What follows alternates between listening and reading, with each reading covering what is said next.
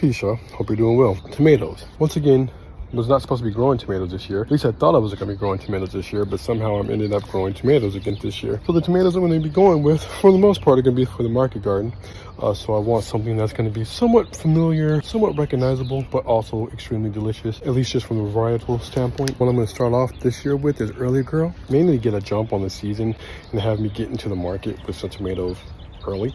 Learn a lot from a name, yo. Second is going to be Celebrity, tried and true. Them things made it all year round around here last year. Therefore, they are always going to be grown here because they have never failed me. Determinate tomato, however, very giving. You will not run out of tomatoes, I guarantee you. Celebrity, Zone 9. One of the new staples around here, y'all. For real. Lastly, the tried and true Super Sweet 100. Always rocks around here. Another very fast one, another very delicious one, and one that I know will sell well as be used here. So those are the top that I'm going with this year.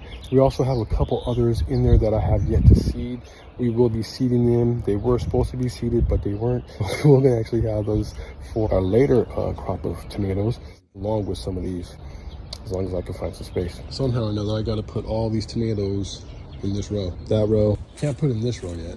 So it appears I'll be looking for a lot of other space around the plot. All right, y'all, this year, the way that I'm gonna be planting these things out is gonna be through the Florida weave. And second thought, y'all, we will not be running the previously mentioned varieties in the Florida weave. However, we will run them in a double leader, kind of just stringing trellis this year. At the end of the day, y'all, there's gonna be way too much work around this plot for me to actually try to take on an experiment like running an indeterminate inside of a Florida weave. Don't get me wrong, I do feel it's worthwhile, and I do feel as though it will work. It's just way too much work for me to be doing on my tomatoes this year. So we went ahead and just ran them like this. Something that's gonna take work. However, y'all, it won't take nearly as much work as me trying to finesse some indeterminates inside of a Florida weave.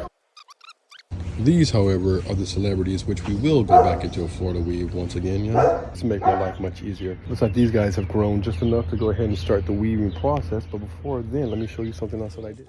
Not too long ago, y'all, I came out here and was able to collect all these rotten tomatoes from our last year's celebrity tomato grow. I put them all in this bucket and let it ferment for the last couple of months.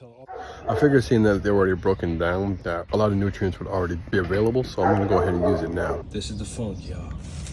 So number one, gotta get this rainwater from the front to the back, y'all. That's harvested rainwater from pretty much this year. All right, we'll let that fill up. All right, y'all. Oof. Oh, the funk, y'all. Smells like rotten ketchup. Oh my God, that smells so horrible. So I'm gonna go get some gloves on. Hold on. I'm only gonna be adding right about a gallon of it. Kind of just eyeballing, and all I really want is the juice, y'all. I'm also gonna add some of this Dr. Earth's Pure Gold. I've had this for a long time, y'all, so I'm just gonna kind of use what I got. About 2 cups. I'll also drop some sea minerals in this, just for added measure. So most people will actually dilute their anaerobic compost tea right about 1 to 10. I, however, like to dilute my funk down to about 1 to 40, 1 to 45. Biggest reason, y'all, is because I want to be applying this mixture to my plants a little bit more often throughout the course of the season. And I don't want a big buildup of any kind of anaerobes.